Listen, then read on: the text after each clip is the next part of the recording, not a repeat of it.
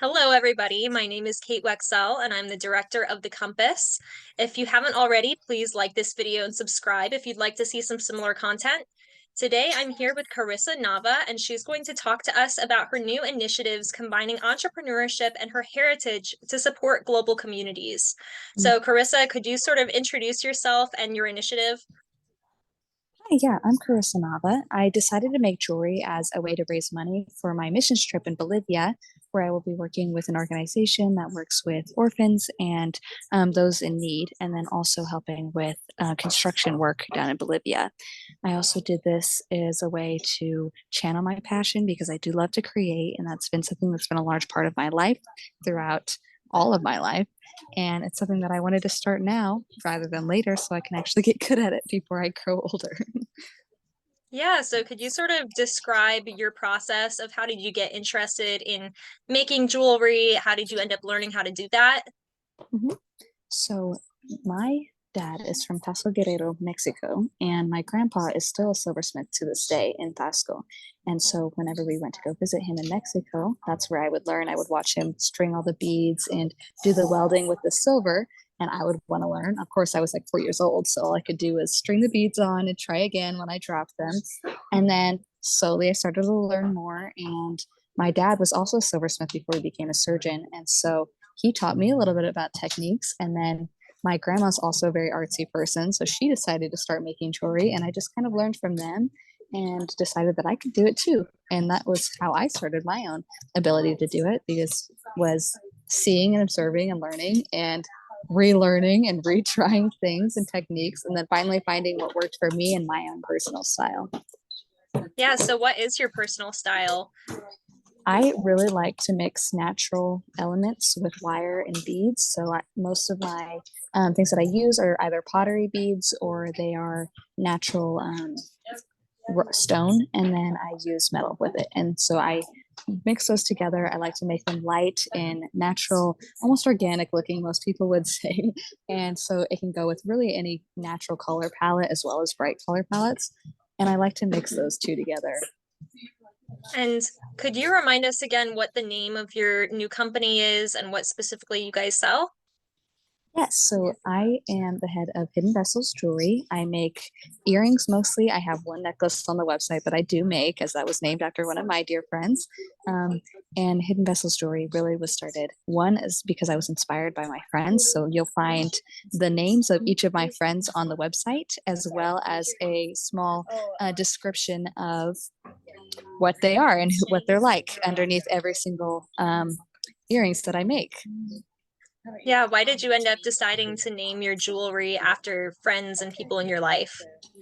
So I really believe that we as human beings are mosaics of the people that we observe in our lives, and my friends and my family are big people who have contributed to who I am today.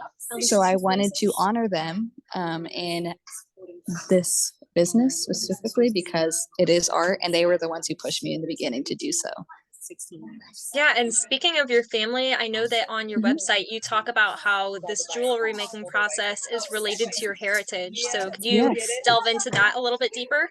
Sure, of course. So technically, the first Navas who came over into Mexico in the 1400s were silversmiths, and we've continued that tradition all the way down until present day.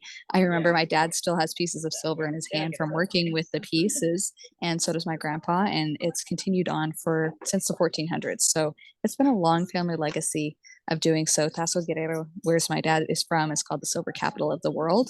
And so I'm also hoping to start working with silver too at some point because he has a lot of wisdom to share. Um, and then, even heritage aside, my mother also is fascinated with jewelry. I was fascinated with her jewelry that she had. She had a whole jewelry box that was color coordinated. She had all the pretty things, and I would go look in there when I was a little girl and wish that I could make things instead of just buy them.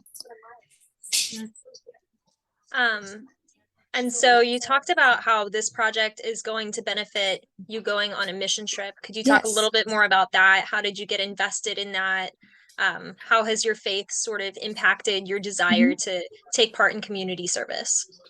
So my major is international relations. So that is a spark that's been in me for a very long time because I believe that global issues are something that are not to be ignored, but to be known about. Even if you think that you don't have a voice in it, you should know and be stay current with what is happening in the world so you can advocate for things because real people are being impacted by real world things that are happening.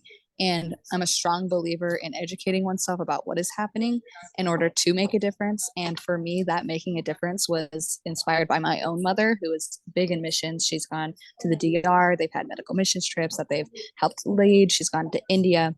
And I've seen many personal examples of the impact that missions can have on people who have never heard the name of Jesus. And that is something that I will continually want to reach for. I am also inspired by other people in my field, such as my director of international relations, who has continued to push me to get involved, especially with my university's programs, in order to reach those instead of just having a voice, also backing it up with action, because I believe that's very important. Um, and so I do have a very big passion for helping others. So does my family. We all find ways to serve and pour into our community. And this was a way that I could do that on an international level, and which I hope to continue for many, many, many more years. Yeah, and then could you delve a little bit more into exactly what you'll be doing in Bolivia? Yes, so we will be leaving May 14th through 28th to help with an organization that helps pour back into orphan children with this. I believe it's Impact the Nations, I believe is the organization that we're going through. And their prerogative is to fund organizations and teams that are able to come and help with these orphan children and to show them the light, show them why they themselves are light enough to be able to continue growing in this world, regardless of the rejections that they've faced in the past. And then Yes. our second part is also helping construct churches down there, specifically in, I'm trying to remember the community. It's about Bolivia. Let's see, it's about 2 hours north of the Capitol building. Hmm. And we will be helping build their buildings for them as well. So it's a split between manual labor and intellectual labor, if you want. Hmm. Yeah, I know that there's just a really strong backing behind providing resources for children who have Oh, suffered absolutely. abuse or Mm-hmm. have been orphans or have had parents who've left them to try to make sure that they're able to progress in their lives and they aren't held back by Mm-hmm. that trauma. So that's a really Mm-hmm. great initiative. And then I know on your website you had talked about how you want to continue this long term and you touched on Mm-hmm. being an international relations major. Mm-hmm. So what is your long-term goal with this? Are you going to continue using this new business to sort of help out with future endeavors, or what's your plan at the moment? So I would absolutely love to keep doing the jewelry business as well as painting, because I do paint and do other mediums of art, and I would love to be able to continue to pour back into my community. I know I am wanting to look into going to Israel in the next year or so with an organization called the Philos Project, and I want to continue working with different organizations that really focus on a prerogative of pouring back into the world and bringing awareness to specific issues that need to be spoken of. I also see myself wanting to get involved in a couple of nonprofits um, where I'm able to intern with them over the summer. And as long term, as far as career focus, I'm not quite sure where I'll be, whether that be policy and legislation or that be on the field in nonprofit work. Either way, I just want to find a way to be able to engage in cultures in a diverse environment in order to really bring awareness to things that are impacting real people. And why do you think that it is important for people to do that and become more engaged with other cultures? I believe that when we put ourselves in our own bubbles, we lose out on so much wisdom and so much empathy for those around us. And if we continue to put ourselves in a bubble, we're no better than the people before us who didn't solve any issues. And so, if we want there to be a positive change in the world, that means that we have to get outside of our bubbles and make ourselves uncomfortable. Because when we're uncomfortable, that means growth and change. And without change, what are we? Where are we going as a society? Are we wanting things to continue in a cycle? They say that we're bound to repeat history if we don't study it. So in that way, how about we start with studying the history that's happening around us right now, who will become the textbooks for our future children? Why shouldn't we impact the future now with our actions and our abilities and our our specific gifts in order to pour back into the world so we have good textbooks to give to our children in the future, and not full of war and pestilence and anger. Yeah, I think that I definitely agree, and that completely follows our mission as an organization. Mm-hmm. Thank you so much, Karissa, for joining us today. Of I really course. Thank you appreciated for having speaking to me. you.